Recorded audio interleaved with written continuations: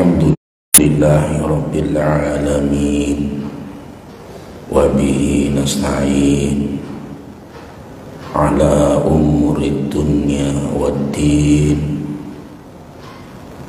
wassalatu wassalamu ala asyrafil anbiya'i wal mursalin Sayyidina Muhammadin wa ala alihi wa sahbihi ajma'in.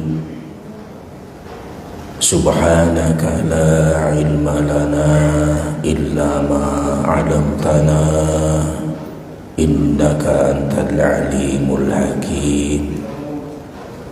Rabbi shrah li sadri wa yassir li amri wahlul 'uqdatam min lisani yafqahu qawli.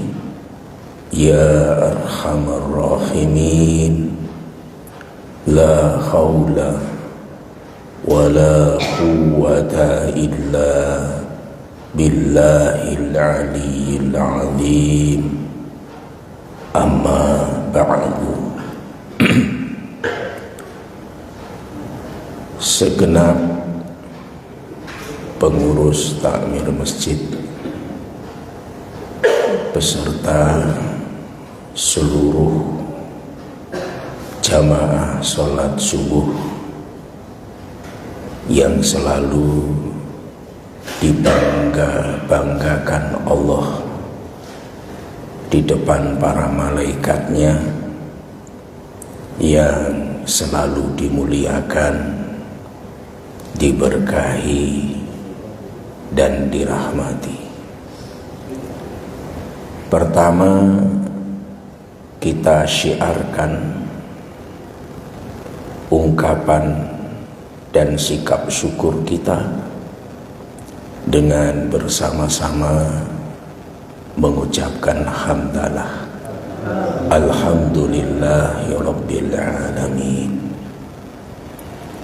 Yang kedua, juga kita perlihatkan, kita nampakkan mahabbatur rasul kita,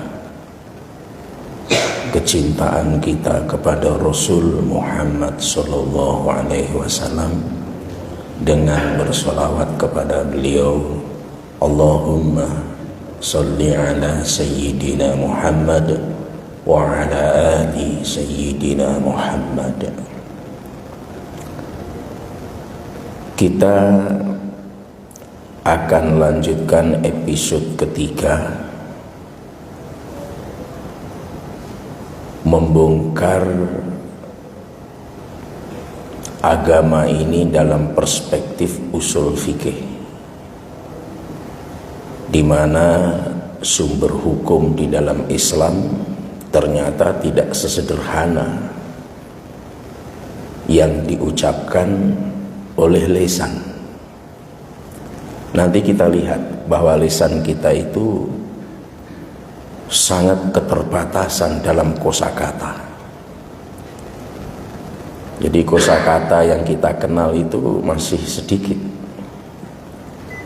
sehingga banyak term-term firman maupun sabda itu membutuhkan satu kosakata yang tidak lazim kadangkala. Nah, itulah sehingga membicarakan sumber hukum dalam Islam, yaitu Al-Quran, itu memang banyak perangkat ilmu yang harus dikuasai. Setelah itu nanti sumber hukum kedua, yaitu as-sunnah, ada ijma', ada qiyas, ada istihsan, dan lain sebagainya. Nanti kita kalau tuntas ngaji kita ini, kita akan paham kalau orang meninggalkan sumber hukum pertama dampaknya apa, kalau mengabaikan aspek sunnah dampak perilakunya apa, kalau tidak menerima ijma seperti apa akibatnya? Kalau menolak kias, bagaimana keberagamaannya? Itu dalam aspek sosiologi sudah diteliti oleh para pakar, sehingga nanti kita tinggal sampaikan saja. Nah, pada episode ketiga ini kita akan membicarakan 3 aspek dalam memahami kitab suci Al-Quran yang menjadi mukjizat terbesar bagi kita dan bagi Rasulullah Muhammad Sallallahu Alaihi Wasallam. Jadi Al-Quran di mindset kita itu harus dipahami mukjizat lebih hebat dari tongkat, dari suara, dari Isra Mi'raj, dari menghidupkan orang mati sekalipun. Harus dipahami seperti itu. Nah, Al-Quran itu diturunkan oleh Allah menggunakan bahasa apa? Al-Quran diturunkan oleh Allah kepada kita untuk diamalkan. Bahasa yang digunakan itu bahasa apa? Bahasa Arab. Mengapa Allah memilih Al-Quran untuk menampakkan firman-Nya itu secara verbal harus menggunakan bahasa Arab? Kok pilihannya itu? Kok tidak bahasa yang lain saja? Ternyata maqasidus syariahnya, tujuan syariat kitab suci Al-Quran diturunkan dengan bahasa Arab adalah la'allakum ta'qilun, agar mudah dimengerti. Makanya Allah berkalam, inna anzalnahu Qur'anan Arabiyyan la'allakum ta'qilun. Sesungguhnya kami menurunkan Al-Quran dengan berbahasa Arab agar mudah dipahami, bukan mudah ditahu, artinya mudah dipahami. Karena kalau Al-Quran itu diturunkan dengan bahasa selain Arab, itu susah dipahami. Kita mengerti maksudnya, kita mengerti terjemahannya, tapi tidak paham maksudnya kalau menggunakan bahasa selain bahasa Arab. Itu alasan yang pertama. Yang kedua, bahasa Arab itu adalah bahasa induk masyarakat pertama yang dihadapi oleh Rasulullah Sallallahu Alaihi Wasallam. Di samping bahasa Arab itu, kalau orang, ya kita tidak pakar linguistik, tidak pakar gramatika bahasa, tapi semua pakar bahasa. Tidak ada kosakata yang sinonimnya begitu banyak kecuali bahasa Arab. Nanti kita lihat angka-angkanya berapa. Nah, jadi kalau Quran itu ditanya mengapa diturunkan dengan bahasa Arab, itu supaya mudah dimengerti, mudah ditahu maksudnya, agar kita faham. Coba, kalau orang punya istri 2, itu dituntut untuk adil.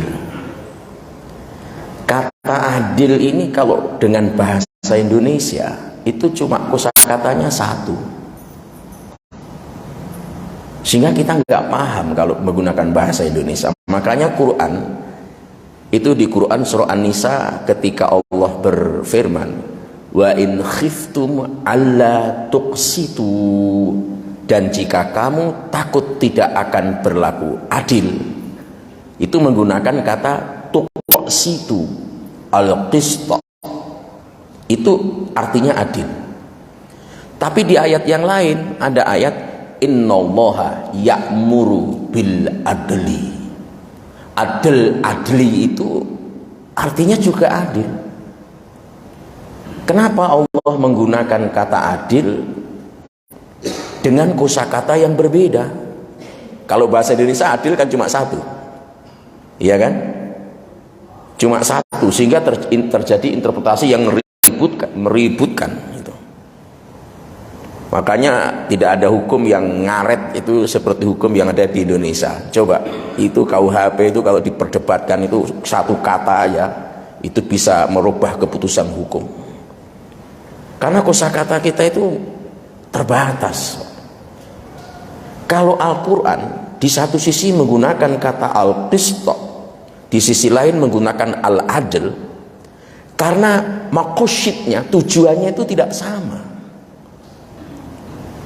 Orang yang beristri dua, Allah menggunakan kata al-qist, adil, karena adil di sini tidak bisa diukur secara verbal. Selama ini adil kan kita pahami satu, ini satu, adil. Adil itu tidak selamanya itu. Jadi ketika Quran menggunakan kata al-qist, adil, yang dimaksud adalah adil yang tidak sama.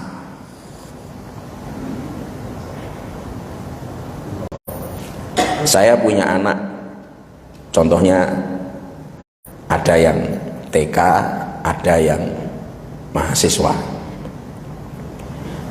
Kalau adil itu menggunakan kata al-adlu, innallaha ya'muru bil adlu, itu harus yang anak TK dikasih uang saku 1.000, yang mahasiswa 1.000. Itu kalau menggunakan kata adil. Tapi secara al-qist itu adil apa tidak? Tidak. Jadi kita bisa menggunakan Quran itu diturunkan dengan bahasa Arab supaya kita paham, oh Allah menggunakan kata al-qist yang dimaksud adalah adil yang tidak sama. Yang mahasiswa ya mungkin 20.000 karena ongkos PT-nya udah berapa, yang TK karena dekat rumah saja ya cukup kasih 2.000. Itu adil dalam makna al-qist. Makanya adil ketika orang punya istri lebih daripada satu, sikap adilnya itu tidak harus sama, kecuali menggunakan ayat innallaha ya'muru bil adli. Itu adilnya harus sama, karena 1 juta ini 1 juta, sana 2 malam, di sini 2 malam, di sana cintanya 50%, di sini 50%. Kayaknya ada yang pengalaman ini. Kayaknya ini ternyata susah juga ini poligami. Tapi tenang. Kenapa tenang? Karena Allah menggunakan kata al-qist. Kalau menggunakan kata al-adil, mati kita, nggak bisa kita. Nggak bisa kita, susah kita. Makanya orang-orang yang berperilaku poligami itu pasti ada ketidakadilan dalam perspektif al-adlu. Apalagi dalam masalah cinta. Masalah cinta. Biasanya yang lebih dicintai bini tua atau bini muda. Nah, ini profesional bener ini. Kayaknya sudah pernah mengalami kayaknya. Sehingga ini satu-satunya persoalan yang semangatnya menggebu, tapi langkahnya tidak pasti.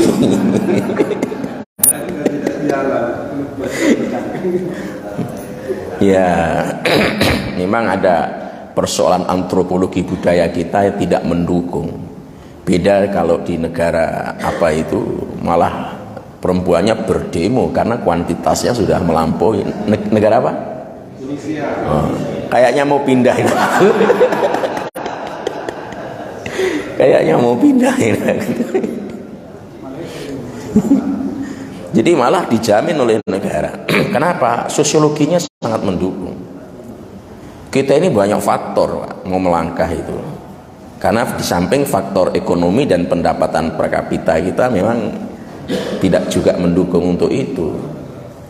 Makanya banyak orang mengamalkan itu berangkat motivasinya sunnah, tapi dalam prakteknya kadang-kadang harus sedikit berkonfrontasi dengan sunnah. Kadang-kadang seperti itu. Nah, ini contoh yang pertama. Al-Quran itu diturunkan dengan bahasa Arab supaya kita mudah memahami. Oh, Allah menggunakan kata adil. Oh, ini adilnya harus sama ini. Oh, ini menggunakan kata al-qist. Oh, adilnya tidak harus sama ya. Ini perguruan tinggi ya 20.000, ini TK ya cukup 2.000 saja. Itu adil. Tergantung kosakata yang digunakan. Jadi menangkap makna firman itu tidak mudah. Makanya sekarang terbit, saya itu sedang menunggu, sudah request kitab Al-Itqan. Itu langka kitab itu, saya udah pesen sama Gus Bah, tolong deh dikirimi kita. Kenapa? Karena banyak mubalik kita menggunakan ayat salah tempat, itu banyak sekali. Ayat yang seharusnya ditembakkan untuk orang kafir ditembakkan kepada kita sendiri. Ayat yang semestinya ini berlaku ketika nanti sudah terjadi di akhirat, tapi diberlakukan di dunia ini. Ada yang begitu. Itu kitab itu saya sangat berharap memiliki itu. Makanya dari sekian sedekah, yang sedekah itu sulit saya lakukan adalah sedekah buku. Karena kalau itu hilang satu, saya kewalahan menjadi referensinya.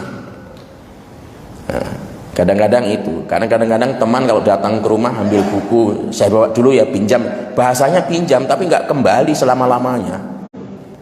Nah, itu jadi problem, karena kita ini menghadapi persoalan kadang-kadang sebagai konselor juga, orang bertanya itu setiap saat, setiap waktu, dan tidak semua, meskipun secara intuisi kita ingat pernah kita baca, tapi ketika kita akan sampaikan itu harus akurat, punya akurasi tinggi, sehingga tidak punya implikasi kekeliruan, meminimalisir tingkat kekeliruan.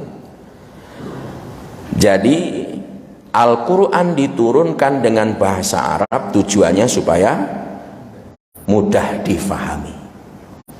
Contoh kedua, kepada Nabi Muhammad Allah perintahkan Iqra, bacalah. Kepada Nabi Musa Allah perintahkan Uktub, bacalah. Ini sama-sama perintahnya baca, tapi kosakata yang digunakan kok berbeda. Oh, ketika Allah memerintahkan baca kepada Nabi Musa, kosakata yang digunakan adalah Uktub, bacalah. Yang dibaca itu harus ada tulisannya. Makanya terkenal tuh ada 12 atau 12 perintah Tuhan yang tercatat dibaca oleh orang Yahudi itu. Itu perintahnya baca. Kenapa? Karena harus ada tulisannya. Tapi kepada Rasulullah Iqra, makanya beliau bingung apa yang mau dibaca. Iqra sampai berapa kali itu? Kenapa menggunakan kata Iqra yang di sini bukan Iqra? Karena perintah kepada Nabi Muhammad SAW yang dibaca itu tidak harus tulisan, tapi spektrumnya itu sangat luas. Bisa baca kitab, bisa baca alam, bisa baca cuaca, bisa baca apa saja. Makanya baca yang diarahkan kepada Rasulullah, yang diwariskan kepada kita, itu semua harus dibaca. Semua harus dibaca. Nggak boleh umat Islam itu hafal Quran semuanya, berprofesi sebagai tahfiz semuanya, tetapi meninggalkan aspek ilmu yang lain. Itu fardu kifayah. Dulu kan pernah kasak kusuk, kita ini punya istri-istri kita ini mau melahirkan dibantu dokter laki-laki. Itu problem bagi kita dalam perspektif fikihnya. Makanya harus ada dokter wanita. Makanya mulai sekarang tidak susah. Dulu susah, tahun-tahun 1980 sampai 90, 95 aja masih susah cari dokter ahli kandungan wanita. Kenapa? Karena selama ini umat Islam itu dibelah pikirannya, makanya terjadi dikotomi pemikiran. Kalau belajar Quran itu belajar agama, kalau belajar kedokteran itu tidak dianggap belajar agama. Itu persoalan. Karena kita membuat dikotomi. Ngaji ini taat pada Allah. Kalau ada saudara kita mungkin mau apel pagi jam 6 mau tugas pengamanan, dia nggak ikut pengajian, itu juga agama. Jangan dibelah-belah. Jangan sampai pengajian sepekan sekali aja kok nggak datang, ditinggal pergi. Dia menjalankan kewajibannya sebagai seorang perawat, polisi atau apa, itu juga agama. Makanya nggak perlu kita membuat diskriminasi seperti itu. Makanya dulu kenapa IAIN itu ditutup? Karena menjadi bahan coba, di samping itu kan strateginya penjajah aja. Belajar agama sini aja udah, yang lainnya urusan dunia. Apalagi perspektif kita tentang dunia itu kadang-kadang kurang tepat. Ayo tebak-tebakan, dunia dengan akhirat itu pangkatnya tinggi mana? Setuju? Ragu-ragu kan? Dunia dengan akhirat pangkatnya tinggi mana? Tinggi akhirat. Wah, ini istiqomah ini. Istiqomah dalam salah. Secara kuantitas dunia itu nggak ada apa-apanya, tapi secara kualitas dia kuasa menentukan. Mana yang lebih tinggi pangkatnya? Yang menentukan atau yang ditentukan? Yang menentukan. Dunia ini meskipun tidak seharga sebelah sayap nyamuk, tapi menentukan kehidupan akhirat. Secara kuantitas nggak ada apa-apanya dunia, tapi secara hierarki lebih tinggi daripada akhirat, karena kehidupan akhirat kita semewah, sesederhana apapun ditentukan di dunia. Itu. Makanya orang yang memaki-maki ilmu mantik itu kurang tepat juga sebenarnya. Bukan mengakal-ngakali agama. Kita diperintahkan menggunakan akal untuk memahami agama kok, bukan mengakal-ngakali agama. Makanya dengan semangat munculnya, karena kita orang-orang pesantren dulu mulai sampai sekarang itu tidak punya gelar akademik, sehingga kurang pede ngomong agama, padahal dia menguasai banyak kitab. Banyak kitab dikhatamkan berulang-ulang. Coba. Cuma karena pendidikan tradisional kita dulu nggak punya gelar, jadi nggak dipercaya masyarakat.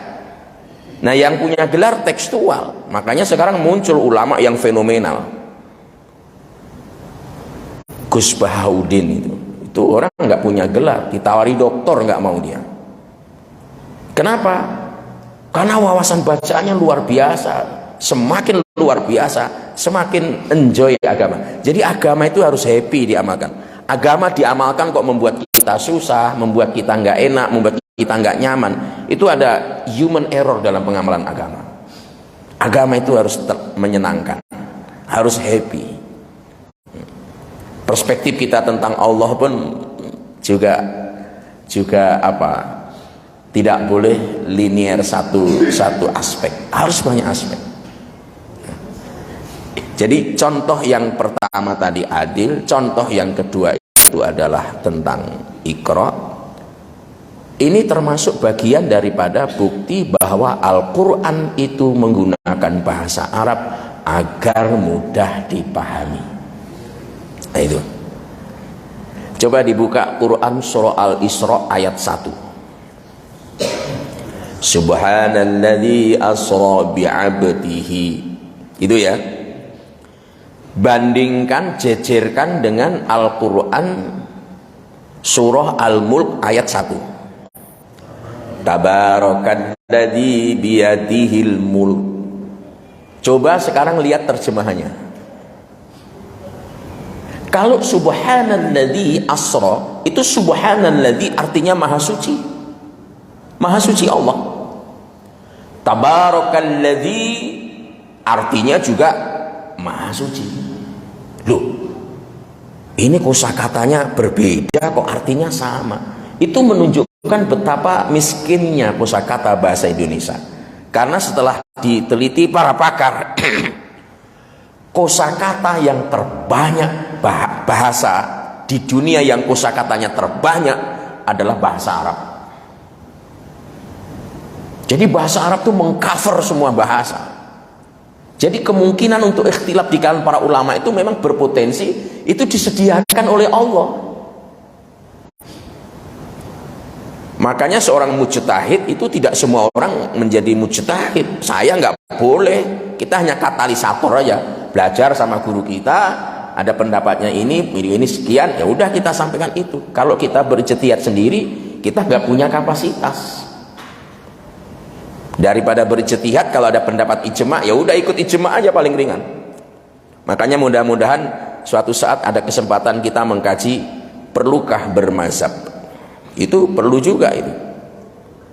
Karena terjadi inkonsistensi dalam agama di kalangan para aktivis, Pak. Coba. Itu aktivis-aktivis yang selalu mendengung-dengungkan kembali ke Al-Quran dan Sunnah itu akan kebingungan di titik tertentu menghadapi persoalan.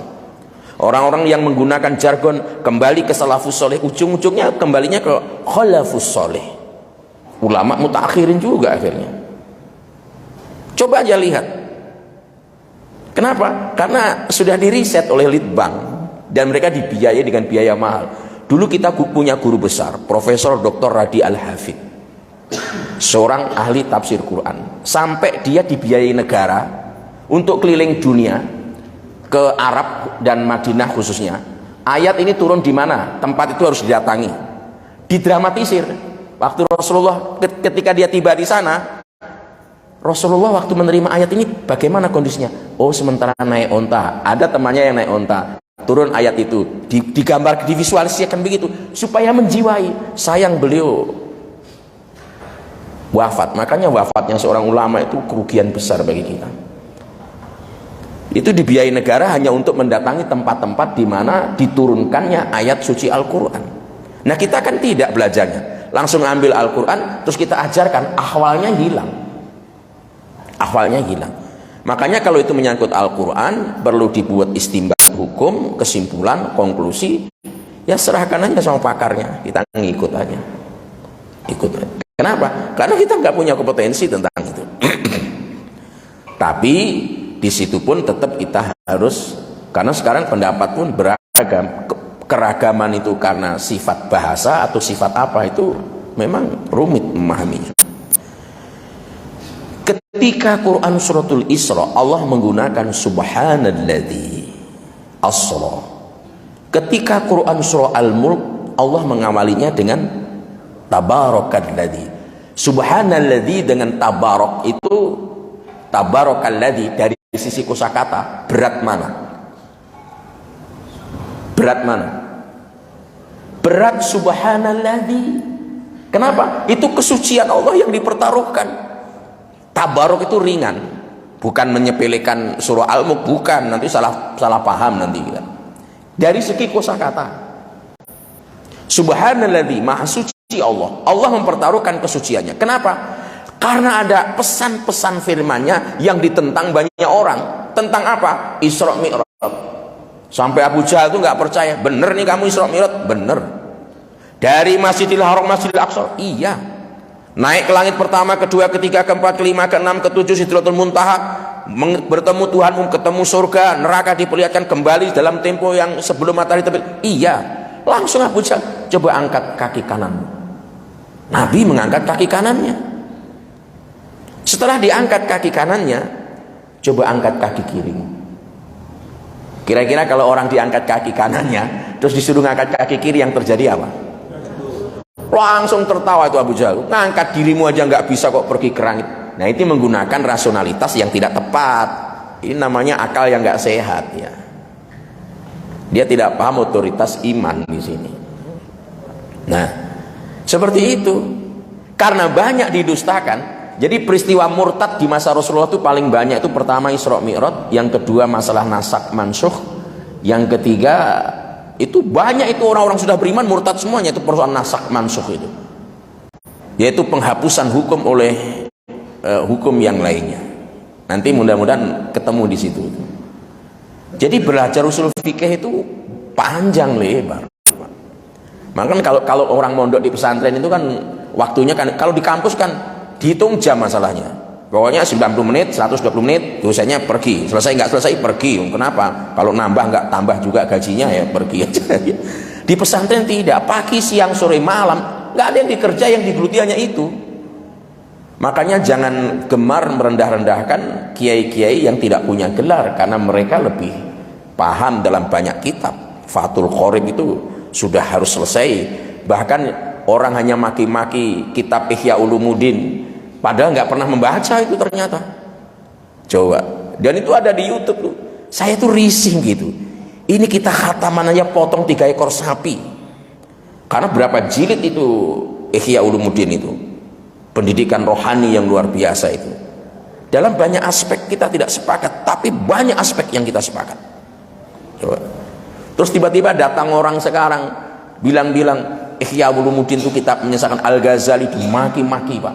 Siapa orang ini sebenarnya? Coba. Ini jangan-jangan disusupkan oleh orang Yahudi atau bagaimana, atau anak buahnya Snuk Hungrun. Wah, itu kisahnya lebih mengerikan lagi itu, sampai menghancur leburkan bangsa Indonesia itu. Masuk Islam pakai nama Abdul Jabbar, menghafal 16 juz Quran. Bayangkan, Pak. Ternyata menghafalnya, ibadahnya khusus, tiap hari ke masjid juga, tapi tujuannya memang untuk memecah belah. Coba ketik aja di situ di Google, Snuk Hungrun. Itu orang Belanda asli itu, Pak. Karena susahnya masuk ke Aceh dan ke Padang. Sampai di Padang itu kaum adat dengan kaum Padri diadu domba sedemikian rupa. Kan itu kerja orang luar, dan kita itu tanpa sadar memang dikerjain orang luar. Semangatnya tinggi, tapi ternyata anak panah dari orang luar. Makanya orang-orang pesantren ya kadang harus, orang Jawa bilang, mengelus dada. Ya sudahlah, ini kalau nggak bisa didakwahi, jidal juga nggak selesai, ya nanti harus sebentuk musibah untuk mengingatkan umat Islam. Karena tidak ada yang bisa menggiring kita kepada satu kebenaran hakiki kecuali nanti dikasih musibah. Coba sekarang susahnya umat Islam bersatu. Suruh Amerika itu nyerbu Mekah, merusak sana, bersatu itu umat Islam. Bersatu itu. Jadi kadang-kadang harus dengan sebentuk musibah. Karena kalau diskusi itu arogansi sektarianismenya tinggi. Arogansi sektarian itu maksudnya kesombongan kelompok, nggak ada kerendah hatian. Jadi ketika contoh-contoh yang kita ketengahkan, mengapa ketika berbicara Isra Allah mempertaruhkan kesuciannya, tapi kalau berbicara tentang kerajaan, tabarakalladzi biyadihil mulk wa huwa ala kulli syai'in qadir, itu biar orang musyrik Mekah kalau ditanya siapa yang menciptakan langit, dia jawab Allah. Siapa yang menghidupkan kita? Allah. Siapa yang memberi rezeki? Allah. Jadi Allah nggak perlu pakai subhanalladzi, cukup tabarakalladzi. Kenapa? Orang kafir aja bilang begitu, apalagi orang beriman. Sehingga ayat-ayat ini kita tangkap, kita faham. Kenapa? Karena menggunakan bahasa Arab. Bayangkan kalau menggunakan bahasa Indonesia, maha suci bertengkar nggak selesai gitu. Kita aja sudah pakai bahasa Arab aja bertengkar terus.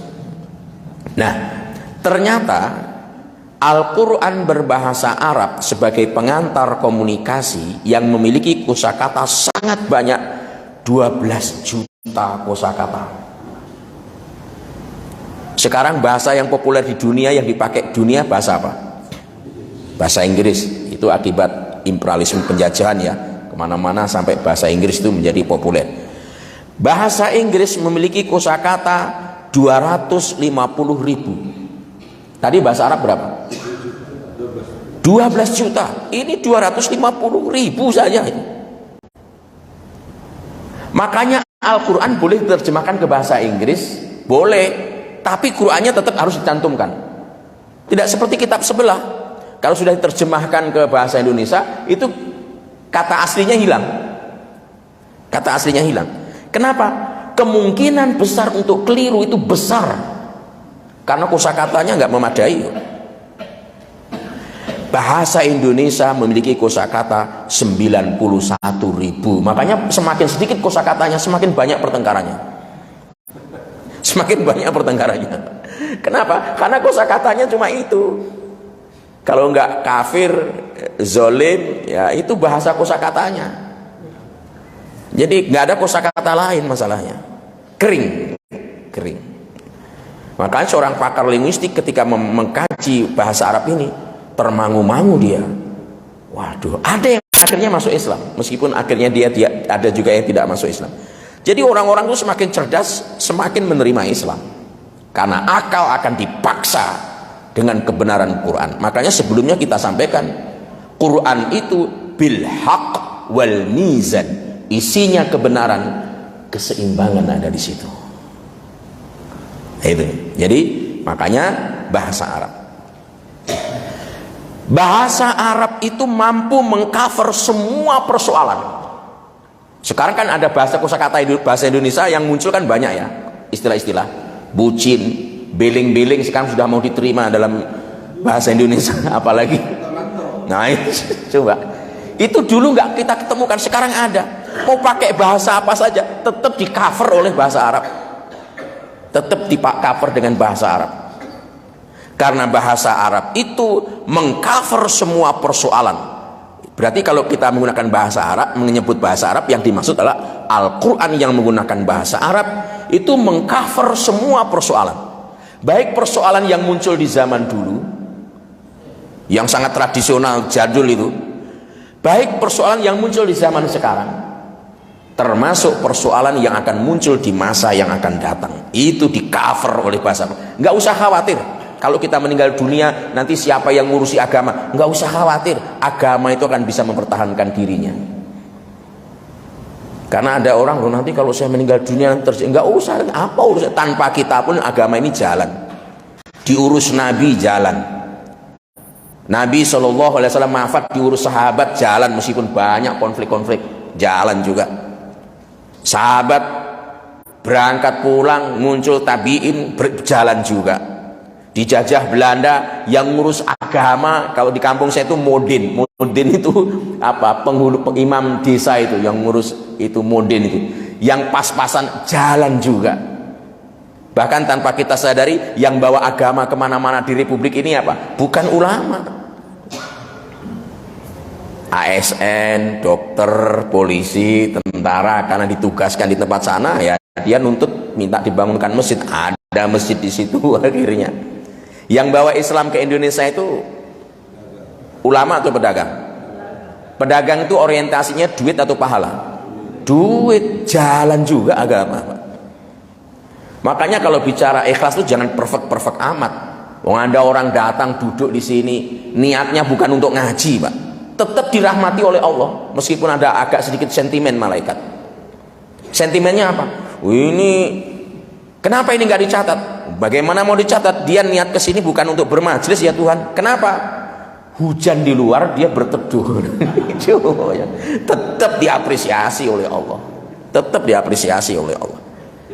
Makanya semakin kosakata kita ini, semakin bacaan kita luas, semakin rileks kita. Semakin rileks kita. Apalagi kalau kita menguasai perspektif rasionalitas nubuah. Itu penting.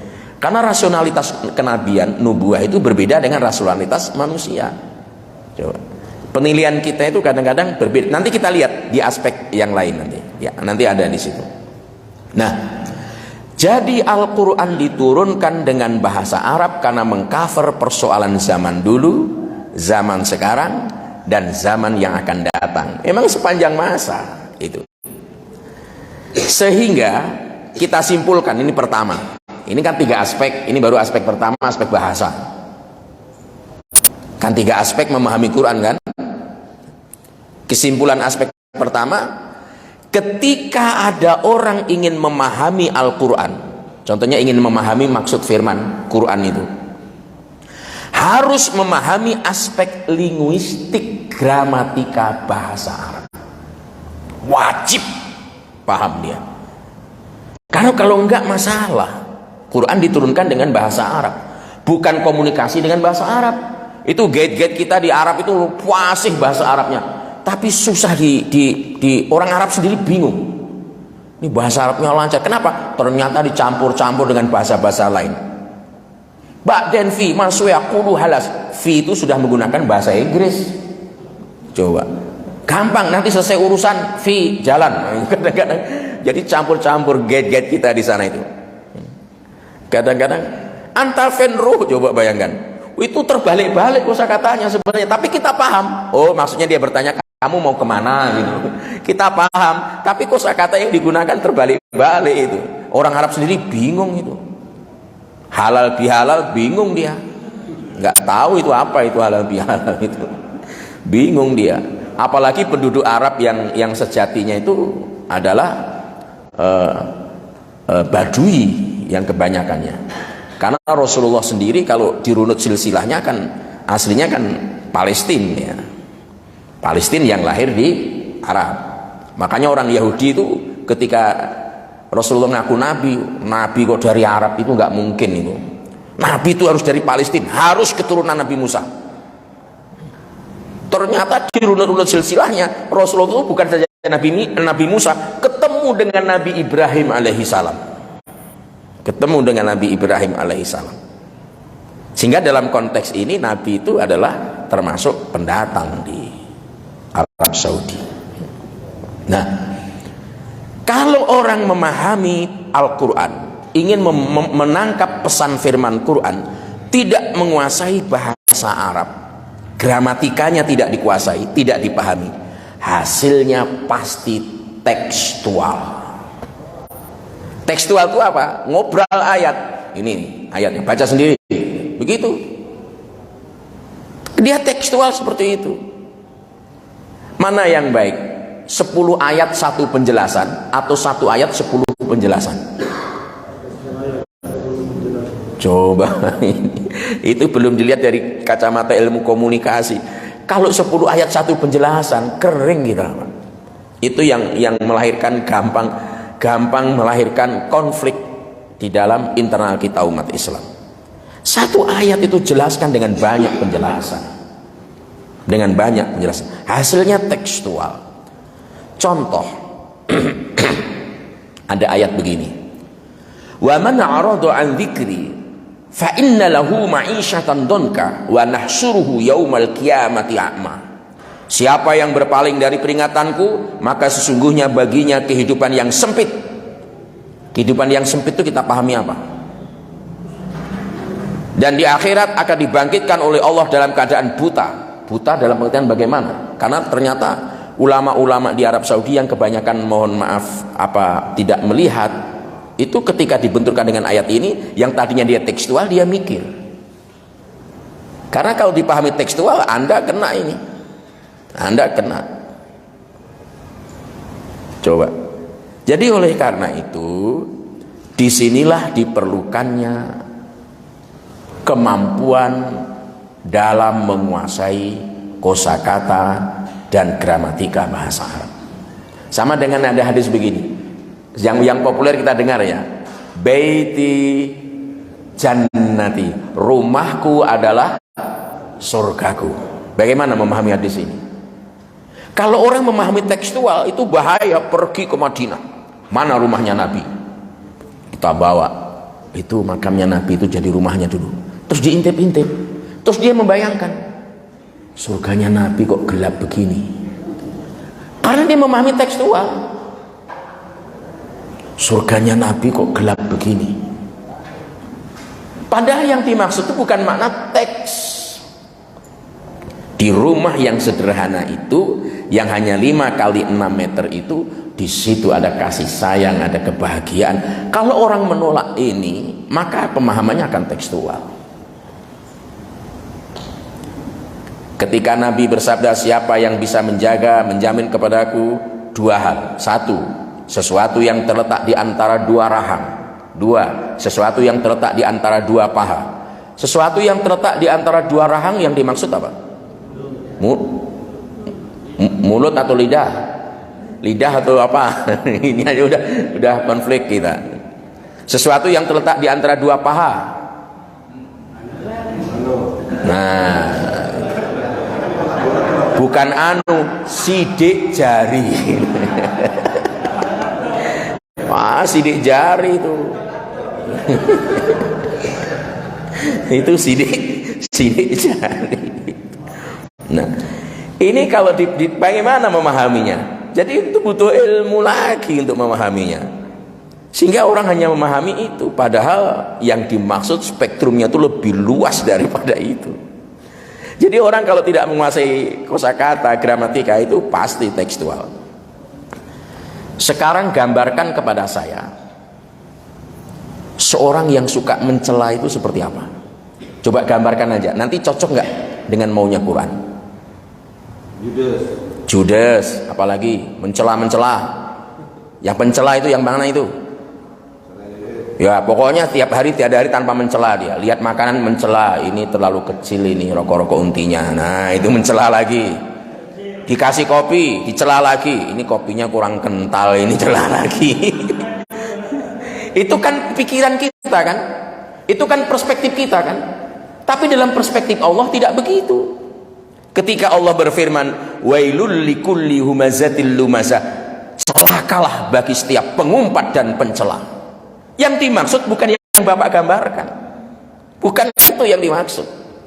Makanya kalau tidak dipahami komprehensivitasnya itu bahaya. Yang dimaksud adalah alladzi jama'a malau wa'addadah.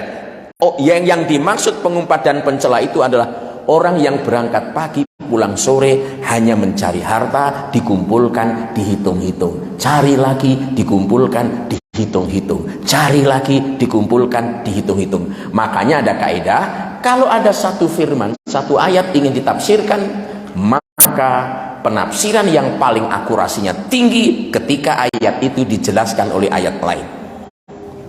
Itu ayat yang ditafsirkan oleh ayat itu akurasinya tertinggi. Kalau nggak ada baru hadis.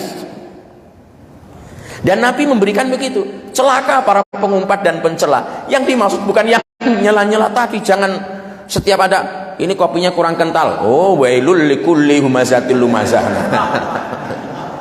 Nyela lagi. Lihat kenapa pisang gorengnya ini karena terlalu banyak minyak, ini minyak udah lama ini, wailul likulli, kita tuduh begitu. Jangan, kita itu sering melempar tuduhan yang tidak tepat. Lihat menara kok macet begini, wailul likulli. Jadi bukan begitu. Makanya dalam kaidah tafsir itu kalau ada ayat mau ditafsirkan, akurasi penafsiran terbaik itu adalah ayat yang ditafsirkan oleh ayat. Tidak boleh yang lain-lainnya. Nah, kalau yang lainnya, makanya setiap hukum dalam usul fikih, sumber hukum primer Quran, sunnah, ijma, qiyas, istinsan, itu nggak boleh menabrak di atasnya, nggak boleh konfrontasi, nggak boleh. Makanya orang yang menggunakan jargon kembali ke Quran dan sunnah, itu orang-orang pesantren itu bingung. Kita ini dari dulu bergelut Quran dan sunnah, ini kok diajak-ajak terus ini. Oh, yang diajak-ajak itu yang belum kembali. Kita kan nggak kembali, nggak kemana-mana. Dari dulu kita di situ. Nah, jadi ini kadang-kadang apa yang ada di benak kita itu tidak sama dengan apa yang diingini oleh Allah Subhanahu wa taala. Nah, ini kesimpulan pertama, aspek memahami Quran harus menguasai gramatika bahasa Arab. Ketika ini tidak dikuasai, dia ngomong ayat Quran pasti tekstual. Tekstualis itu banyak sekali. Banyak sekali. Ayatnya diobral, nodong-nodongi. Baru yang ditodong memang orang yang nggak tahu, jadi akhirnya bimbang dia. Waduh, ada ayatnya. Padahal bukan ayatnya yang kita tentang. Ayat Quran nggak berani kita tentang, otoritasnya mutlak. Tapi pemahaman orang terhadap ayat itu bisa ditentang apa tidak? Bisa salah apa tidak? Bisa. Quran la raiba fi. Tidak ada keraguan-raguan. Tetapi interpretasi Anda. Ini kadang-kadang orang diskusi, dia menduga itu sudah masuk intervensi pemikirannya. Nggak boleh. Nabi aja nggak boleh, Pak. Nanti ada aspek kedua, namanya aspek normatif ilahiyah. Itu kita jelaskan nanti. Nabi itu nggak boleh mengintervensi Quran, malaikat aja nggak boleh, Pak. Jangan dikira Nabi itu nggak tepat memahami ayat Quran. Pernah, Pak. Contohnya banyak sekali. Pernah nggak Nabi itu mengharamkan sesuatu yang sesuatu itu dihalalkan oleh Allah? Itu tidak boleh dianggap sebagai sama dengan kita, tidak. Makanya kemanjaan Musa kepada Allah yang bahasanya begitu, itu disukai oleh Allah, beda dengan manjanya kita. Nah itu, makanya nanti banyak hal yang akan kita sampaikan untuk saat pertemuan ini adalah memahami Al-Quran harus menguasai aspek bahasa. Ketika aspek ini ditinggalkan, diabaikan, hasilnya pasti tekstual. Dan nanti ada aspek yang kedua, yaitu aspek ilahiyah atau normatif ilahiyah. Ini perlu dipahami agar tidak liberal, karena sekarang ini muncul gerakan lagi, Pak. kita belum selesai secara internal, dari luar muncul lagi gerakan Al-Quran itu produk budaya, tambah pekerjaan lagi kita ini. Belum lagi di internal kita ini, umat kita ini masih gesek sana gosok sini, kita mau selesaikan nggak, muncul lagi Al-Quran itu produk budaya. Mualah ada lagi yang Quran itu kan harganya 100.000. Kenapa? Kan dia nggak bisa membedakan mana Quran, mana mushaf Al-Quran. Kalau mushaf Al-Quran ini ya 100.000, harganya 100.000, tapi bukan itu yang dimaksud Quran. Makanya nanti ada puncaknya, kita akan Quran itu yang asli yang mana?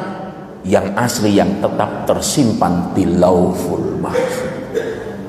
Nah, mudah-mudahan aspek bahasa, aspek pertama ini dapat membuka cakrawala kita bahwa siapapun meskipun punya gelar doktor, ketika tidak menguasai aspek gramatika, linguistik, bahasa Arab, ya lebih baik ngikut saja sama yang ahli. Karena kalau tidak nanti malah krusial fatwanya, menyesatkan orang banyak. Nah, maka dari itu ini akan menambah ketawaduan kita, sedikitnya ilmu kita, banyaknya yang belum kita ketahui. Karena sudah terbit matahari dari tadi dan sudah masuk waktu isyraq. Ada yang bertanya? Nah, ini kayaknya sudah air liurnya keluar. Mau minum kopi. Ya alhamdulillah, kita cukupkan sekian. Mohon maaf. Subhanakallahumma bihamdik, asyhadu alla ilaha illa anta, astaghfiruka wa atubu ilaik. Wallahu waliyul muttaqin. Assalamualaikum warahmatullahi wabarakatuh. Alhamdulillah atas penyampaian dari Ustaz Yono